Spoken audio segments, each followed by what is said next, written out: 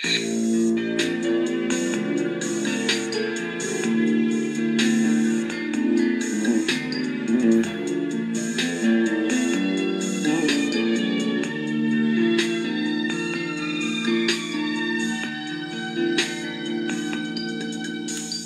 dating landas ko, di alam kung saan patungo. Puso at isip ko, litong-lito. Ngunit ikaw, Jesus, ang sa'king nagbigay gabay. Inakay mo ako sa landas ng buhay. Ang puso ko'y nagagalak na magpuri sa ngalan mo. Ang himig ko'y laging laan sa pagsamba lamang sa'yo. Tunay ngang dakila ka, O Diyos, sa buhay kong ito. Kaya't walang hanggang papuri ang alay ko sa'yo.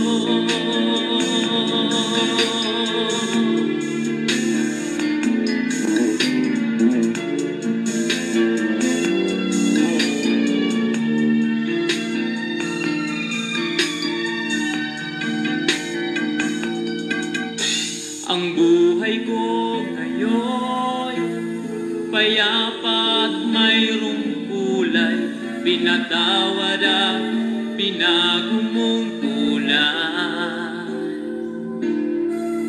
Tanging ikaw, Jesus, ang aking pag-asang taglay. Sa pagsubok man, ikaw ang karaman. Ang puso ko'y nagagalak na magpuri sa ngalan mo. Ang himig ko'y naglaan sa pagsamba lamang sa'yo.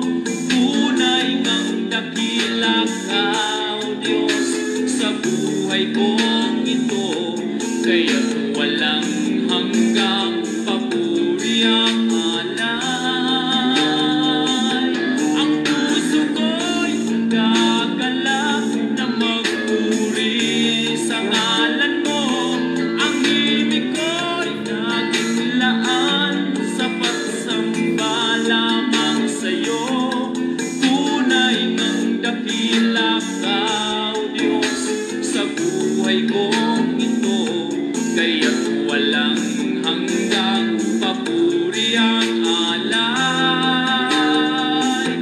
Ang puso ko'y nagagalak na magpuri sa ngalan mo. Ang himig ko'y laging laan sa pagsamba lamang sa'yo. Tunay ngang dakila ka, O Diyos, sa Purihin ang pangalan ng ating Panginoong Hesu Kristo. Mga kaibigan at mga kapatid, sa muli isang mapagpalang umaga sa inyong lahat sa pangalan po ng ating Panginoon. Sa awiting ito na inyo pong napakinggan ay muli pong sumasa inyo ang programang Si Jesus ang Buhay na Pag-asa. Kayo po ay nakatune in sa himpilan ng New Gen FM 100.7. Tayo po ay napapakinggan dito po sa bayan ng Bulan at sa buong probinsya ng Sorsogon. At sa pamagitan po ng ating page, UPC Bulan Church, tayo po ay napapanood sa ating Facebook Live anywhere in the world. Muli, ito po ang inyong lingkod, Pastor Randy Rosare ng United Pentecostal Church Bulan, na bumabati po sa inyo at nag-aanyaya na sa loob ng isang oras tayo po ay muling magsama-sama sa isang banal at makabuluhang pag-aaral ng mga salita ng Diyos. Atin lamang pong ibukas ang ating mga puso at ang ating mga kaisipan, mga kapatid at mga kaibigan, upang muli sa umagang ito ating sariwain ang mga bagay na espiritual, mga bagay na patungkol sa Panginoon at aakay sa atin sa pagsunod sa kalooban ng Diyos sa ating mga buhay. Again, welcome to our program entitled Si Jesus ang Buhay na Pag-asa. Ang programang ito ay hatid po sa inyo ng United Pentecostal Church Bulan, at kung saan araw-araw po natin itong napapakinggan sa radyo sa himpilan ng New Gen FM 5 to 6 in the morning daily.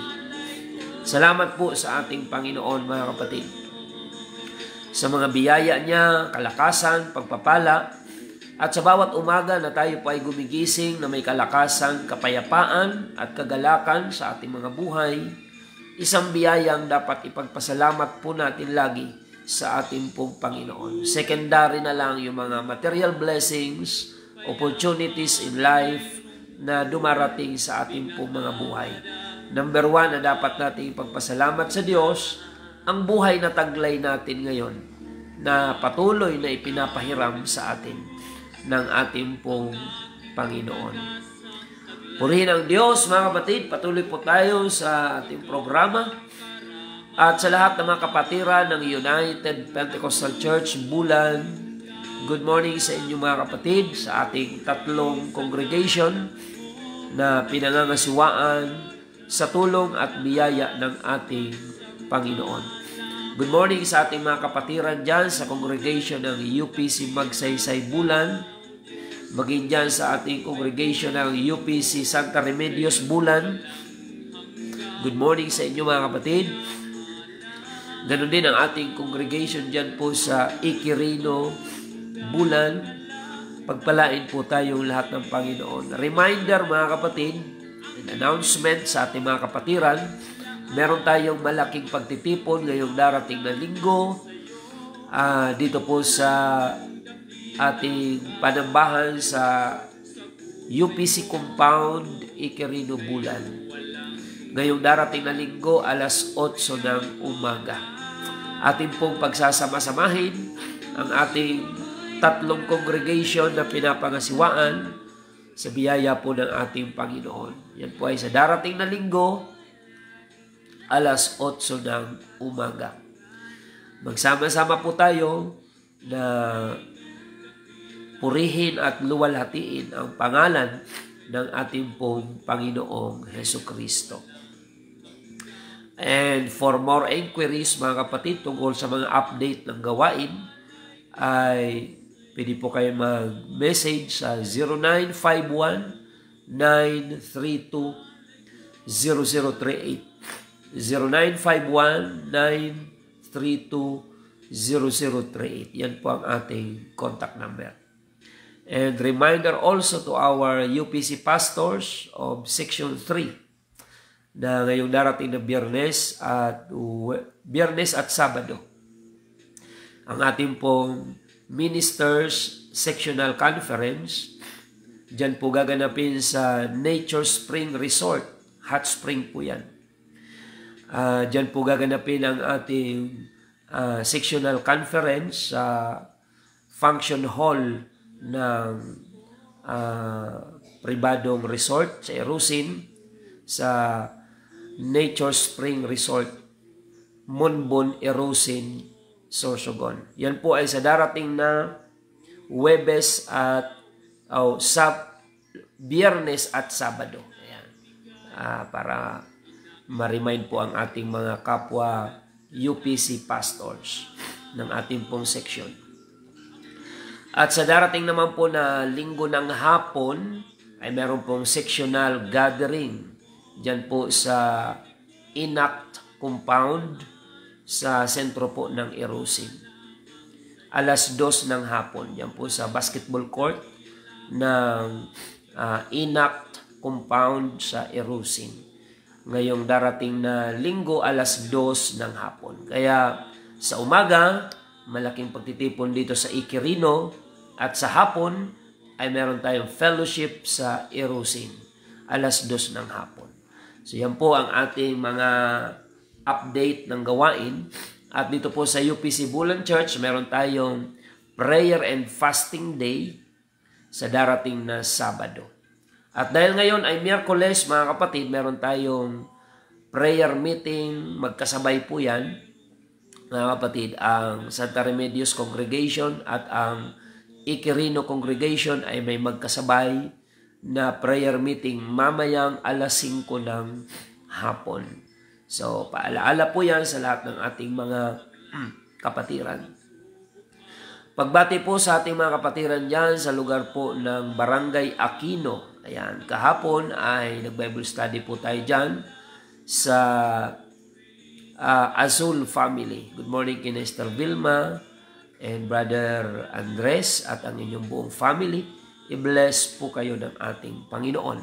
At ganoon din po ang Guyal family dyan po sa Barangay Aquino. Ayan, nag-Bible study rin kagabi sa pangunguna ni Brother Jerry Boy Mostoles. Ang Bible study dyan sa Guyal family ay nagpapatuloy. Good morning din dyan sa Gutis family. Kina Brother Raymar, Brother Chari, kina Brother Pando, ayan, at buong Gutis family, i-bless po kayo ng Panginoon. So, sa mga nakaka-monitor ngayon sa radyo, paki-message po kung malinaw tayong napapakinggan ang signal natin sa Newgen FM para meron tayong update mga kapatid. At salamat po kay Brother Box dyan po sa himpilan ng Newgen FM sa pag-a-assist po sa atin upang itong FB Live ay mapakinggan din po ang mensahe sa radyo mga kapatid. At salamat din kay Sir Edwin Hernali, ang General Manager ng Newgen FM, na patuloy po tayong pinapahintulutan na ang kanilang himpilan ay maging kasangkapan ng Panginoon sa pagpapalaganap ng Ebanghelyo ni Kristo. So, to God be all the glory. Patuloy po tayo mga kapatid sa ating programa at ngayon po ay ating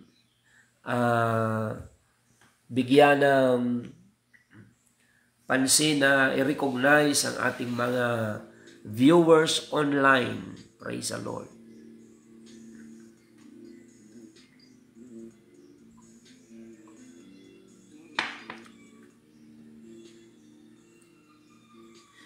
Tuloy tayo mga kapatid.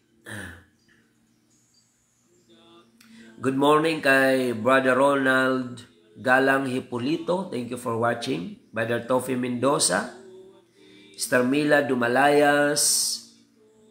Sister GM Ulitan. Following and watching from Ternate, Northern Samar. Ayan. Good morning sa UPC sa Ternate.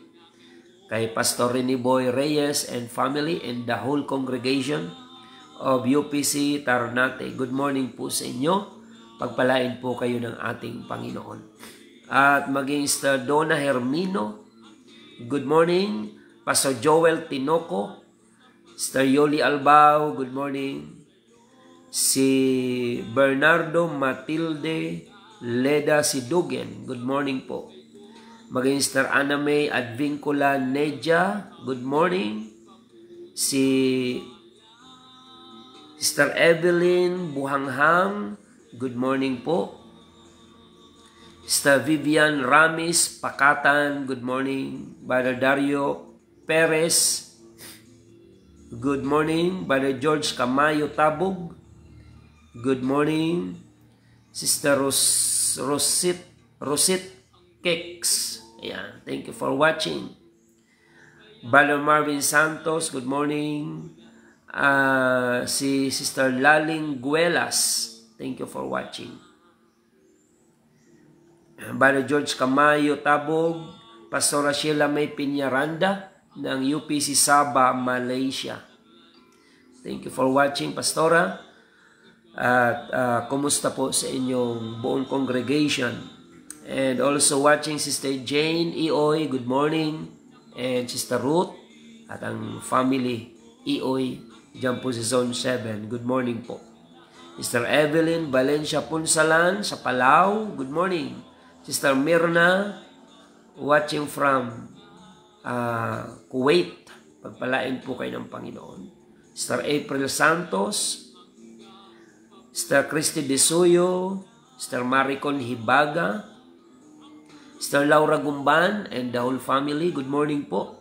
Sister Marlene Golyoso, Brother Andy Orozco, Brother Serafin Akiwo, good morning, and Sister Nanette, Brother Oli, and also Sister Eileen Zabala, good morning. Paki-share na lang po mga kapatid ng ating episode ngayong umaga. Sister Beth Frenila, ayan, para mas marami po yung maabot ng salita ng Diyos. Si Ami Robel, good morning. Sister Pamela Sally, good morning from Cyprus. Ayan, OFW po ito. Sister Angelita Liguro, good morning. Sister Gemma Guelas, Sister Siren Gotis, pagpalain ka ng Panginoon dyan sa Caloocan. Ayan. Si Brother Joe Lorenzo Acosta, good morning. Sister Lita Sultan, Renz Vincent Siega, good morning. Brother Ferdinand Mendez, good morning. Maging si Sister Regine Chuji ng UPC Japan, good morning po. Pagpalain po kayo ng Panginoon. Si Mel Sumikad Solis Mihurada, thank you for watching. Si Sir Ray Galo Sr., Sister Mayet Domingo, Brother Nelson Viesca, Sister Cristita Bugayong, Sister Maricho Albao sa Masbate. Ayan, sabi ni Sister Gemma Guelas, okay po sa radyo, malinaw po. Ayan, thank you sa update. Salamat po sa ating technician dyan sa station ng New Gen FM.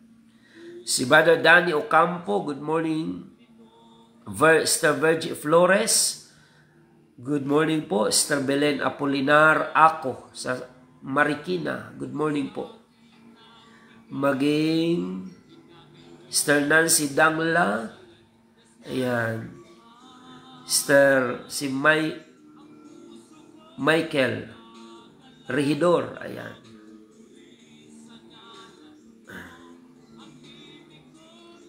Yeah, thank you for watching. Sister Rodora Bayogo and Brother Dexter, diyan po sa San Juan Daan. Good morning po sa inyo. Pagpalain kayo ng Panginoon. Maging si Amparo Balingit from San Fernando, Pampanga. Thank you.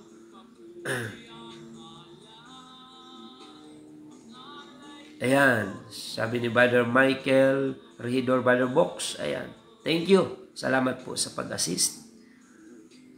Okay. And Joy Cabrales, thank you for watching. Si Remy Camilla Pasquel, thank you for watching. Sister Zinaida Obado Doctolero, good morning.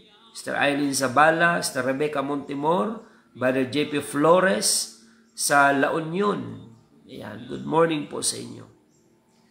At Sister Sonia Maranya Di Guzman from Binmali, Pangasinan. Ayan. UPC Binmali, Pangasinan. Ayan. Pagpalain po kayo dyan ng Panginoon at maging masigasig po kayo sa paglilingkod. Sister Agnes Laudit, good morning. Sister Helen Ditera, good morning po. Ayan. Sa lahat ng mga hahabol pa, okay, paki-share na lang po mga kapatid ng ating episode this morning upang marami pa po ang maabot na mga kababayan po natin sa pamagitan po ng salita ng ating Panginoon. Purihin ang Diyos. Patuloy po tayo sa ating programa. Sister Jen Hanyulan and Brother Mark, ay Pastor Mark Hanyulan ng Gubat, Sorsogon. Good morning po.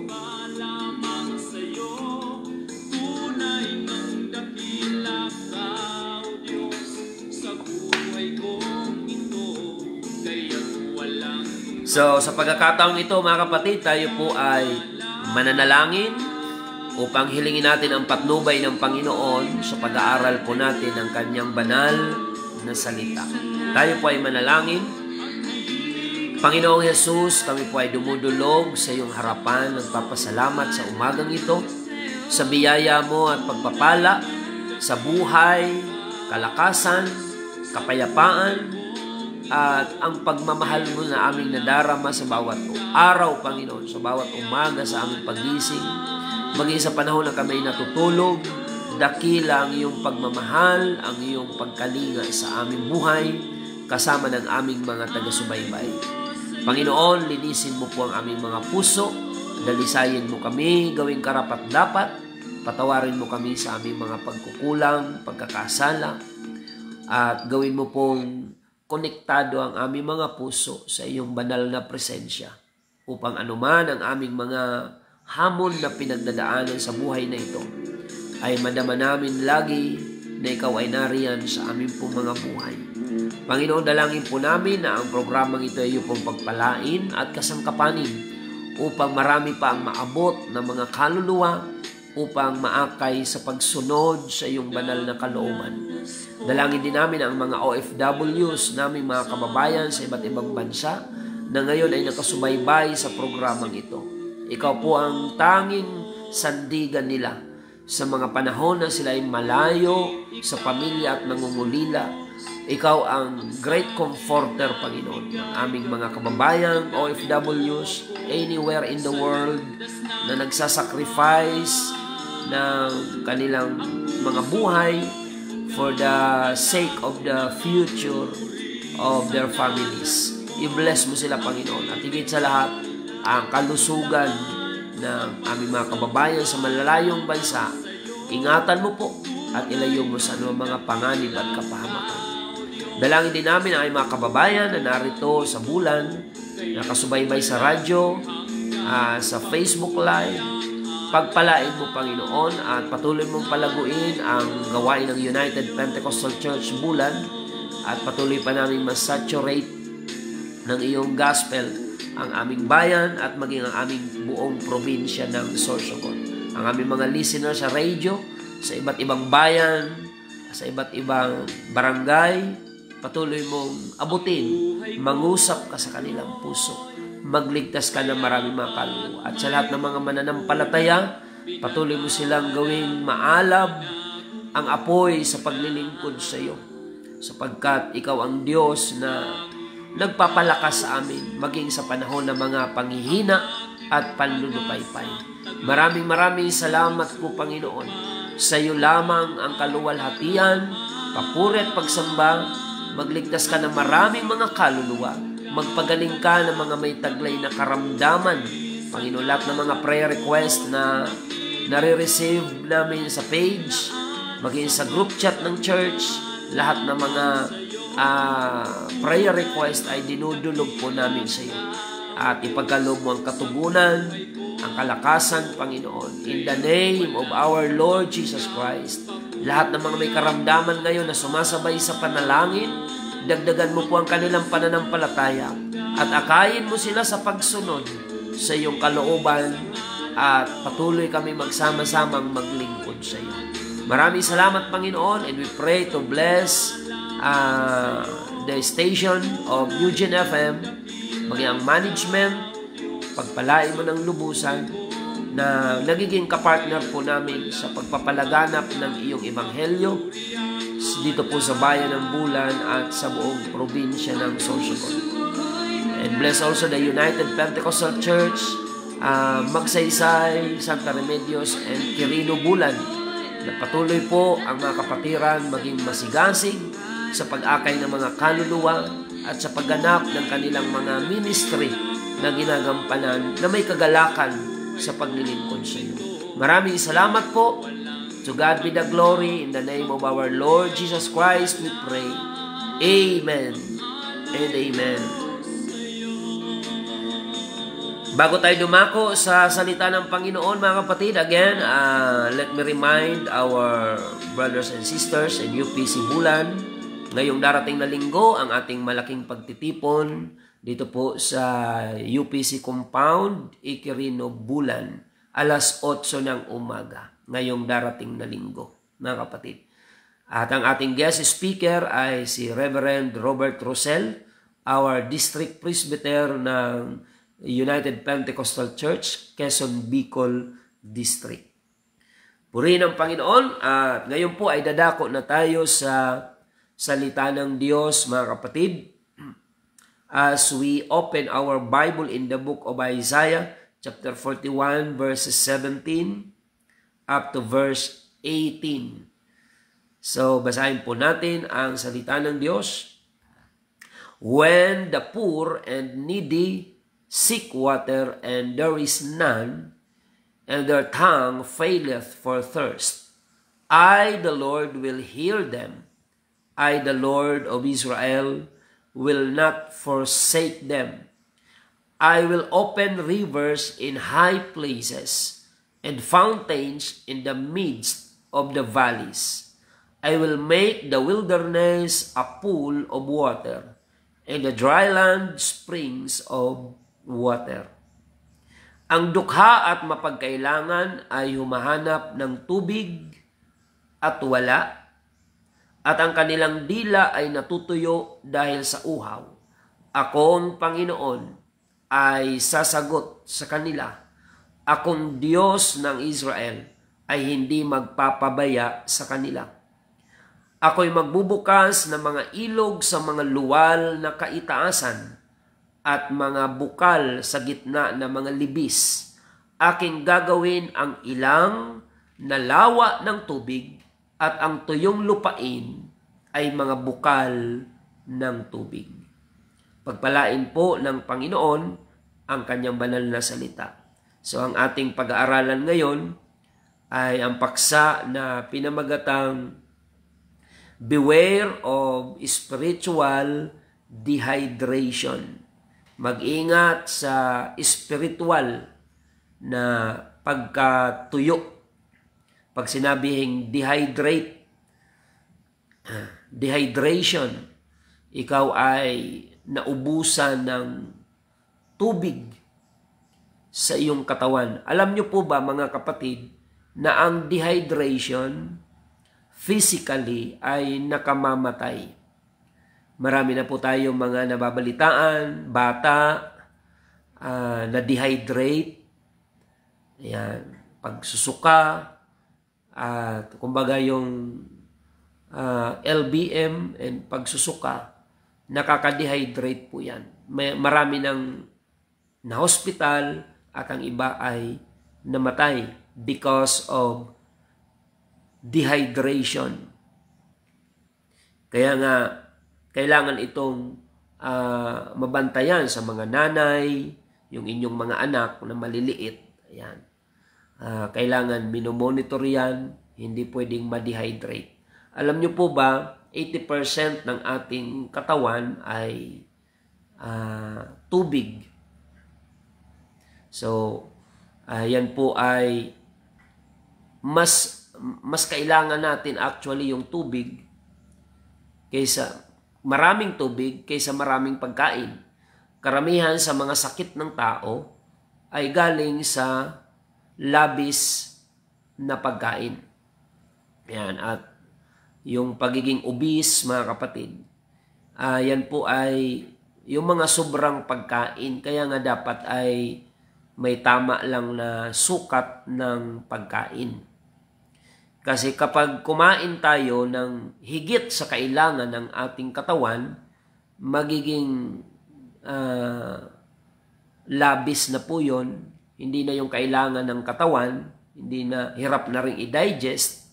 So magiging sanhi na siya ng karamdaman in the process. Kalaunan, kapag ang habit mo ay kapag kumain ay tila wala ng bukas, kalaunan ikaw ay magkakaroon ng mga karamdaman, bunga ng labis at hindi healthy na pagkain ng ating katawan. Mas mahaba yung ating itatagal sa mundo, mga kapatid, na walang pagkain kaysa sa itatagal natin sa mundo na walang tubig. Ayan. Ang tao ay pwedeng makasurvive ng 1 buwan mahigit, mga kapatid. Even 40 days or more ay pwedeng makasurvive ang tao na hindi siya kumakain basta nakakainom ng tubig. Ayan. Pero, mga kapatid, kapag ang tao ay hindi umiinom ng tubig, mahaba na ang 1 linggo na makakasurvive ka. Kasi kailangan ng ating katawan yung tubig. Ayan. Sa binasa natin, ang sabi po ng Panginoon, I will open rivers in high places and fountains in the midst of the valleys. I will make the wilderness a pool of water and the dry land spring of water. Alam naman natin yung kalagayan ng wilderness. Pag sinabing disyerto, ay isa sa mga problema dyan ay ang tubig, mga kapatid. Sa mga bansang disyerto, very expensive sa kanila ang makaproduce ng tubig na maiinom. May mga bansa na kino-convert nila yung salt water, yung tubig sa dagat, kino-convert nila yan, ina-under ng process at ginagawang tubig na maiinom. Pero masyadong expensive yung proseso niyan.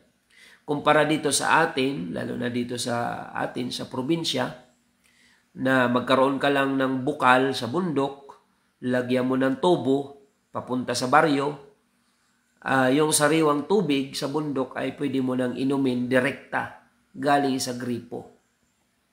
Sa ibang bansa, mahaba pa yung processing nila niyan. Gumagasto sila ng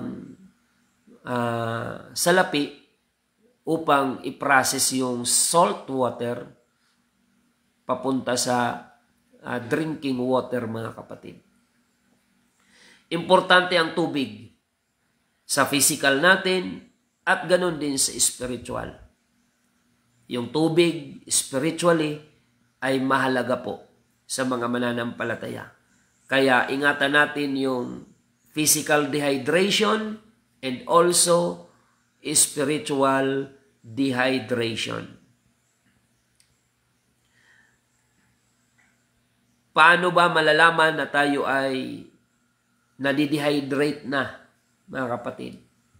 Kapag hindi na tayo nakakadalo sa gawain ng Panginoon, hindi na tayo nakakapanalangin, yung mga spiritual maintenance natin. Kung sa physical meron kang maintenance, kung sa sasakyan meron kang maintenance, kung sa bahay meron tayong maintenance, sa building, meron din tayong dapat maintenance when it comes to our spiritual life. Ano ang maintenance ng ating spiritual na buhay? Pagbabasa ng salita ng Diyos. Kagaya nito, nakikinig po kayo ng salita ng Diyos. Pinakakain nyo ang inyong kaluluwa ng salita ng Diyos. Sapagkat ang sabi po ng Mateo 4:4, hindi lamang sa tinapay mabubuhay ang tao, kundi sa bawat salitang namumutawi sa bibig ng Diyos. Man shall not live by bread alone, but by every word that proceedeth out of the mouth of God.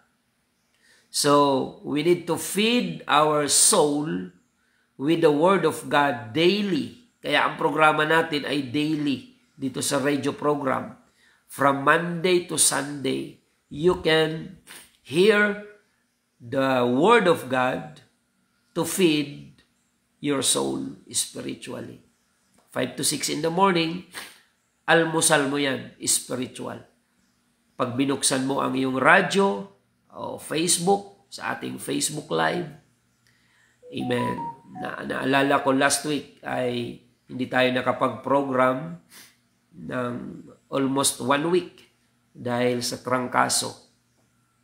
So may mga viewers po tayo sa Facebook Live na nag-message na hinahanap nila yung ating early morning na Facebook Live. So, ang dahilan po nun ay ubo at trangkaso. Hindi po tayo nakakapag-program. So, ibig sabihin, kapag yun na ang iyong routine daily routine na tuwing umaga ay hinahanap mo ang Word of God, mga kapatid. Kaya ang programa natin ay pinili nating maaga. Kahit na medyo konti ang nakakapakinig kumpara doon sa prime time na program, mga kapatid. Pero dito naman po sa early morning na program natin, yung mga listener natin sa radio ay intentional na nakikinig, mga kapatid. Di bali konti, basta intentional. Pag sinabing intentional, nagsiset pa ang ilan ng alarm clock para makagising sila ng madaling araw at makapakinig sa ating programa. So, I'm happy to hear that, mga kapatid, na ini-intention mong makinig.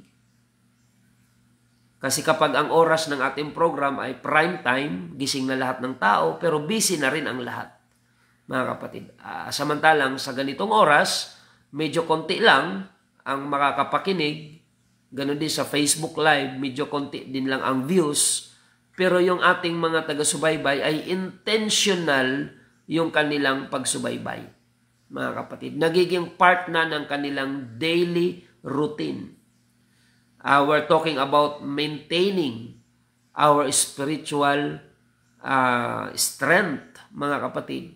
Kailangan natin ng maintenance. Di ba kapag yung mga senior citizen natin, mayroon ng mga nararamdaman sa katawan, nagme-maintenance na sila ng medicine.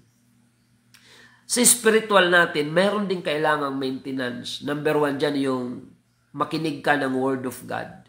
Magbasa ng salita ng Diyos. Sabi po ng aklat ng John 5:39, saliksikin ninyo ang kasulatan, sapagkat dito ay iniisip nyo na mayroon kayong buhay na walang hanggan, at ito ang siyang nagpapatotoo tungkol sa akin, sabi ni Kristo. So in order for you to know who the Lord is, you need to search the Scripture. Search the Bible. Read the Bible and digest the message from the Lord. Kumbaga, bulay-bulayin mo siya. Nilay-nilayin mo yung salita ng Panginoon. Gusto mong umepekto sa iyo ang pangangaral na iyong pinapakinggan? Huwag mo lang itong pakinggan na ganun lang kababaw. Pakinggan mo ito na may kasamang pagbubulay-bulay, mararamdaman mo ang pangungusap ng ating Panginoon. Mga kapatid, yan po ay tiyak. So, pagdalo sa gawain, ayan, sabi po ng Hebrews 10:25, huwag nating kaliligtaan ang pagkakatipon na gaya ng ugali ng iba. Kasi noon pa man ay mayroon ng mga nagsasabing Kristiyano sila, pero ginajustify nila yung hindi nila pagdalo sa gawain ng Panginoon.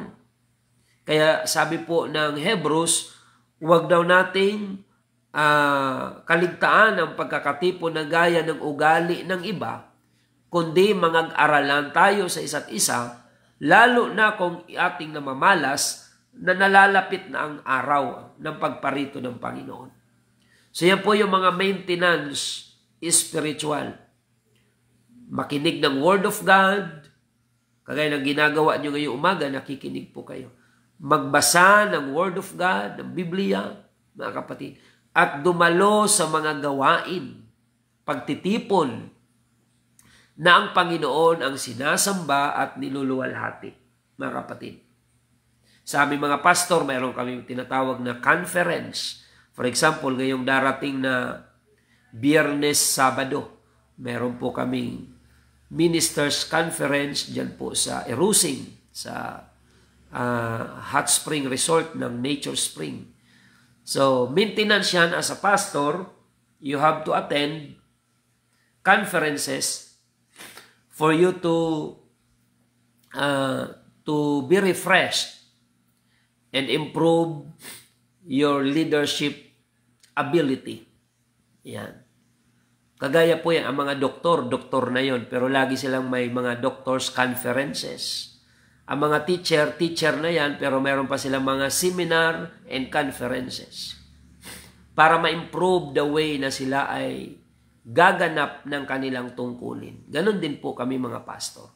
Kailangan namin dumalo sa mga conferences na ang mga lecture doon is intended to improve our capacity to lead the people of God and preserve their soul for the coming of Jesus Christ.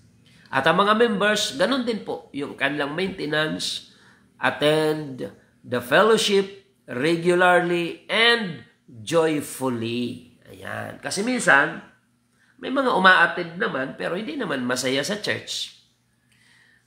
What is the use of being present inside the church kung hindi ka naman happy? Ang puso ng tao ang tinitingnan ng Panginoon. Daig mo pa yung napagkaitan ng chance na dumalo. Pero habang wala siya sa church, ang isip niya nasa church. Meron mga ganon, mga kapatid. May sakit, hindi makabangon. Pastor, pasensya na, hindi ako makasimba. Kung pupwede nga lang, akong makabangon, pero dahil ako ay may karamdaman ngayon, pero kahit nasa bahay po ako, nasa church ang isip ko.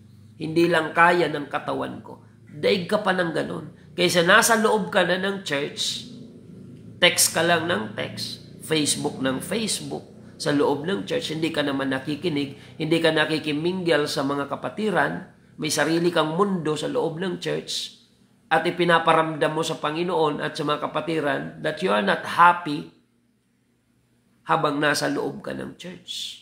Maraming ganun, mga kapatid. Kadalasan, namimili sila ng pwesto, namimili sila ng upuan. Pag naunahan sila sa paborito nilang upuan, sisimangot, wala nang kagalakan sa loob ng simbahan.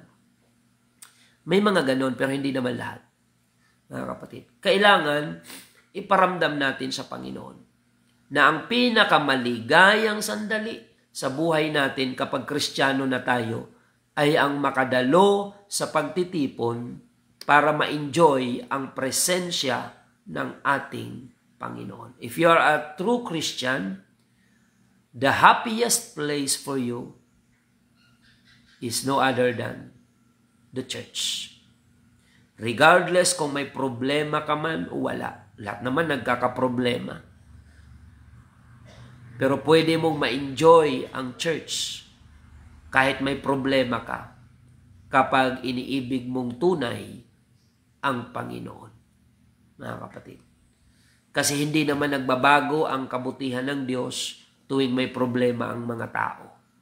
Kahit may problema tayo, mabuti pa rin ang Diyos. So we enjoy the presence of God in good times and even in bad times. Kasi hindi naman siya nagbabago sa pagmamahal sa atin. So yan po yung mga maintenance natin. In order for us to avoid spiritual dehydration. Maraming mga Kristiyano, puro na lang trabaho, di na nakakasimba. Puro na lang business, wala nang time sa Panginoon. Kaya kalaunan, masumpungan mo na lang, nasa depression, nasa anxiety, kung ano-anong mga pinagkakaabalahan na umaagaw ng kanyang kagalakan sa paglilingkod sa Panginoon. Nung si David ay magkamali, ang una niyang ipinakiusap sa Panginoon, according to Psalms chapter 51 verse 10, "Create in me a clean heart, O God, and renew a right spirit within me. Cast me not away from thy presence, O Lord, and take not your Holy Spirit from me."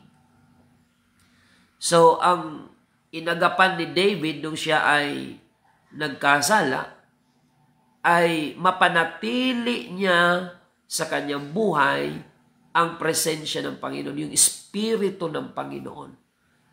Because without the Spirit of the Lord in our lives, everything that we have is useless and meaningless.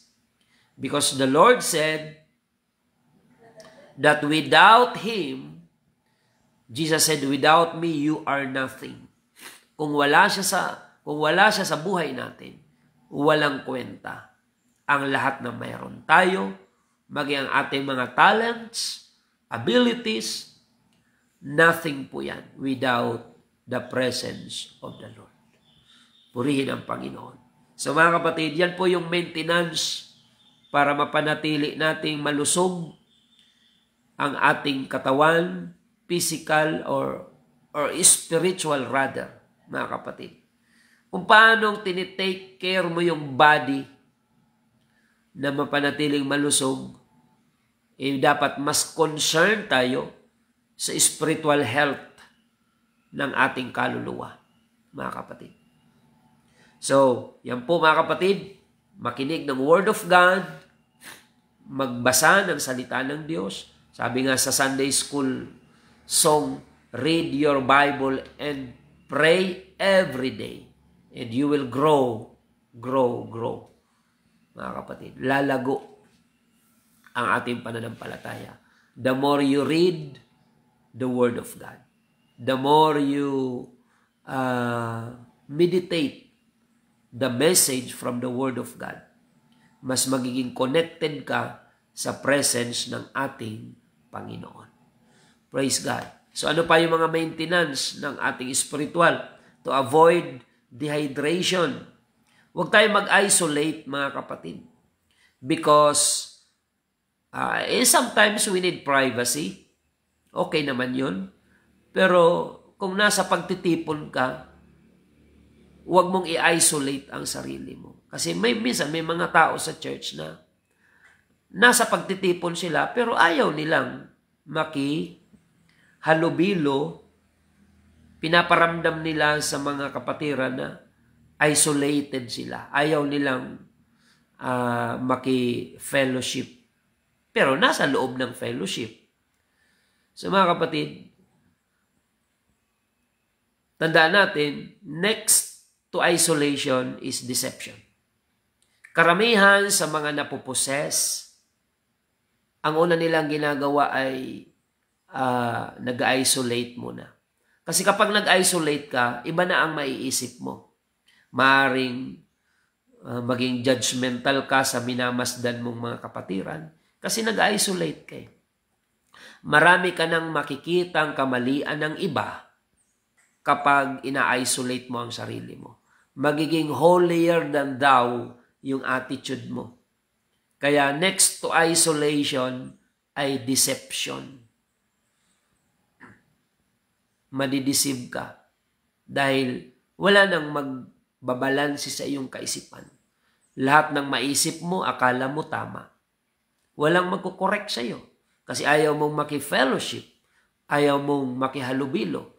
Kaya lahat ng maiisip mo, aakalain mong tama. Walang balancing factor, mga kapatid. Walang bumabalanse. Pero kapag nasa fellowship tayo, mayroong magre-remind sa iyo, mayroong magti-take care sa iyo, at pwede mo ring i-remind yung iba kasi masaya kang nakiki-fellowship sa marami. Pero pag in-isolate mo ang sarili mo, ang iisipin mo, ikaw lang ang tama at mali silang lahat. Mga kapatid, marami na tayong na-observe na ganyan. Na ina-isolate nila yung kanilang sarili. Kaya kalaunan, iba na ang takbo ng iniisip nila. Mapanghusga na sa iba. Pag may nakitang maingay na kapatiran, hinuhusgahan nila. Pag may nakitang lahat na lang nagiging fault finder, nagiging critic yung taong pinipili nilang mag-isolate.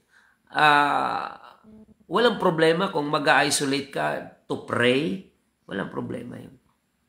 Pero kung ayaw mo na maki-fellowship sa mga kapatiran, dahil ang tingin mo ikaw na lang yung banal sa church at silang lahat ay karnal, silang lahat ay hindi malago, ikaw lang. So ibig sabihin, yung isolation na ginawa mo, ang naging paraan ng dyablo para magkaroon ka ng deception. Madaya ng kaaway.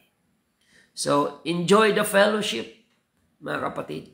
Kagaya yan ng ningas ng apoy, na kapag nasa karamihan, mas maningas ka kapag kasama mo ang karamihan. Bagamat, kailangan natin magningas mag-isa, But in reality, ang apoy ay mas umaalab kapag sama-sama. Kaya dinisign ng Panginoon ang pagdalo sa church, fellowship, regardless kung gaano ka man ka-busy, gawan mo ng paraan na makadalo ka sa gawain ng Panginoon. Maliban na lang kung ikaw ay nasa bansa na ipinagbabawal yung ganitong gawain, pagtsatsagaan mo na lang talaga yung ganitong FB Live. Pero pwede kang ma-revive, mapuspos ng Holy Ghost. May mga nagtitestimony sa atin na sila ay nasa Muslim na lugar, bawal ang Bible, pero pag nanonood daw siya ng ganitong mga programa, spiritual, ay sinasabayan niya ng worship and prayer at nare-revive siya. Okay yun. Maunawaan ng Panginoon yun. Pero kung ikaw ay nasa Pilipinas lang naman, ang dami mong pwedeng masimbahan pero ayaw mong magsimba, so yung motibo natin ay nagiging mali sa harapan ng ating Panginoon. So iwasan natin ang spiritual dehydration na kamamatayan. Marami ng mga Kristiyano na spiritually dehydrated, mga kapatid, naghihingalo yung spiritual na buhay dahil ayaw dumalo sa pagkakatipon. Utos po ng Panginoon yan. Kapag ikaw ay Kristiyano, hindi mo dapat i-justify, hindi mo dapat ikatuwa, ika-proud na hindi ka nakakasimba. Dahil buhay na natin ang pagdalo sa fellowship kapag tunay tayong mananampalataya. Hindi tayo pwedeng maggamit ng mga bersikulo na sasabihin, Pastor, di ba ang Diyos naman ay omnipresent? Ang Diyos naman ay sumasa lahat ng dako. Totoo yun na ang Diyos ay sumasa lahat ng dako. Pero ang Diyos din ang nagsabi na tayo ay dumalo sa pagkakatipon. Hindi nangangahulugan na ang Diyos ay sumasa lahat ng dako, ay hindi na tayo pupunta sa sanctuary o sa simbahan to express our commitment pagdating sa worship sa Panginoon. Yes, we can pray to God everywhere. Totoo yan. Kahit nasa ibang lugar ka, you can pray, you can talk to God. Pero hindi yan excuse para sabihin mong ayaw ko nang dumalo dahil sabi nga sa Bible, ang Diyos naman ay sumasa lahat ng dako. Yan po ay maling paggamit ng talata ng Biblia. Dahil may mga consideration po, mga kapatid. Kung ikaw ay may karamdaman, hindi ka makabangon, pwede mong i-apply yun na you can pray to God even inside your room. Dahil wala kang chance to go to church. Pero kung wala ka naman sakit, ayaw mo lang talagang dumalo, hindi para sa iyo yung ganung consideration, mga kapatid. Hindi para sa iyo yung ganung verse na manalangin ka, kahit saan ka naroon ang Panginoon. Mga kapatid, hindi natin pwedeng gamitin ang verse sa Bible para salungatin yung ibang verse sa Bible. Ang diablo lang ang gumagawa niyan, mga kapatid. Ginagamit ni Satanas ang talata para salungatin yung ibang talata ng Biblia. Kagaya sa panahon ni Eva, mga kapatid.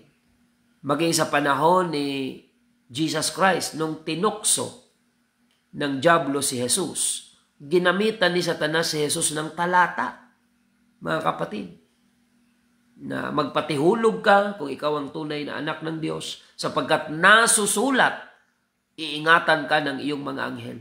Kinote ni Satanas yung Old Testament verse, ginamit ni Satanas ang verse para tuksohin si Jesus Christ. Kaya hindi tayo pwedeng gumamit ng talata sa Biblia para salungatin yung ibang talata ng Biblia. Diablo lang ang gumagawa niyan. Pero pag tunay kang Kristiyano, hindi mo yan gagawin, mga kapatid. So yan po ang ating natalakay. Ingatan natin ang spiritual dehydration. Another way to maintain our spiritual strength ay ang prayer and worship.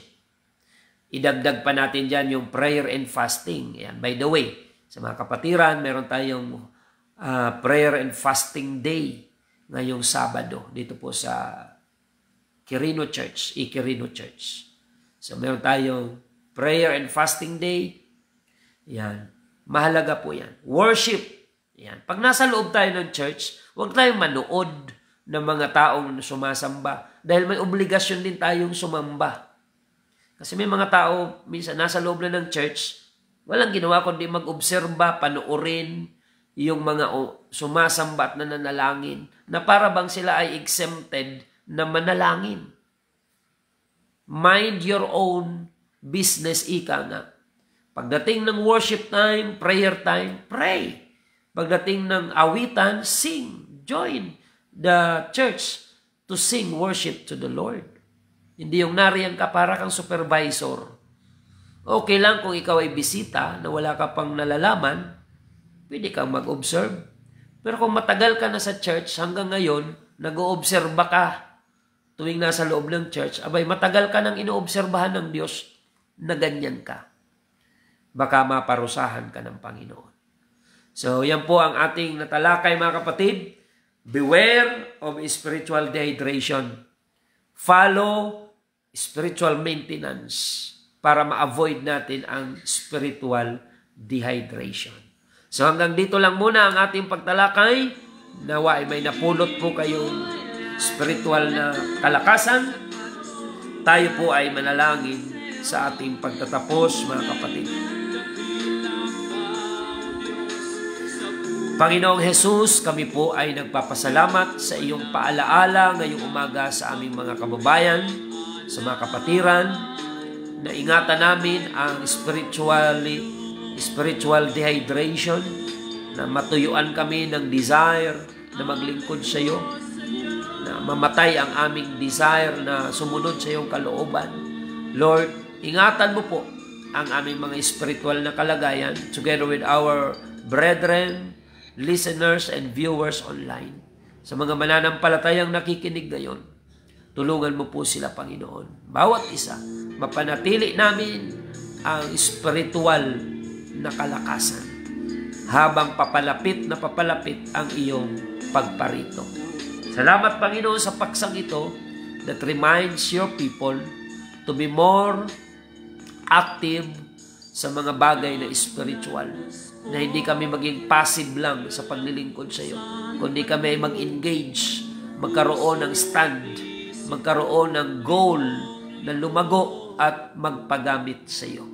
Maraming salamat, Panginoon. Dalangin din po namin ang mga may taglay na karamdaman, pagkalooban mo po ng kagalingan, Panginoon. Physically, maging yung mga may malubhang karamdaman sa ospital, pagkalooban mo po ng kagalingan. We pray for Brother Ace Grabador. Pagalingin mo po siya, Panginoon, sa pagsusuka ng dugo. Ipagkaloob mo sa kanya ang kagalingan at milagro.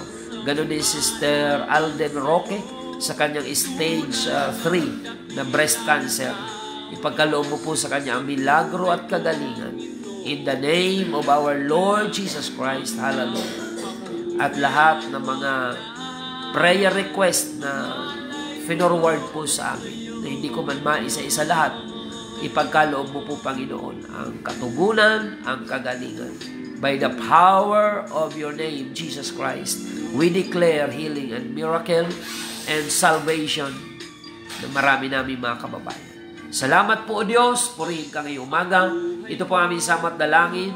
In the name of our Lord Jesus Christ, we pray. Amen and amen. Mga kapatid, salamat sa inyong pagsubaybay, at bago tayo magtapos, inuulit ko po ang ating malaking pagtitipon ng UPC Bulan ngayong darating na linggo. Sama-sama ang Magsaysay Church, Santa Remedios Church, and Quirino Church. Alas 8 ng umaga ngayong darating na linggo. Mga kapatid, sama-sama po tayo dito sa UPC Compound, Quirino Bulan. And for more inquiries, you can text me at 0951-932-0038. 0951-932-0038. Sa lahat ng ating mga viewers, paki-share lang po ng ating episode this morning upang mas marami pa po ang maabot ng salita ng Diyos. Again, ito po ang inyong lingkod, Pastor Randy Rosario ng United Pentecostal Church Bulan, na nagpapasalamat sa inyong pagsubaybay at lagi nating tandaan na tanging si Jesus lamang po ang ating buhay na pag-asa.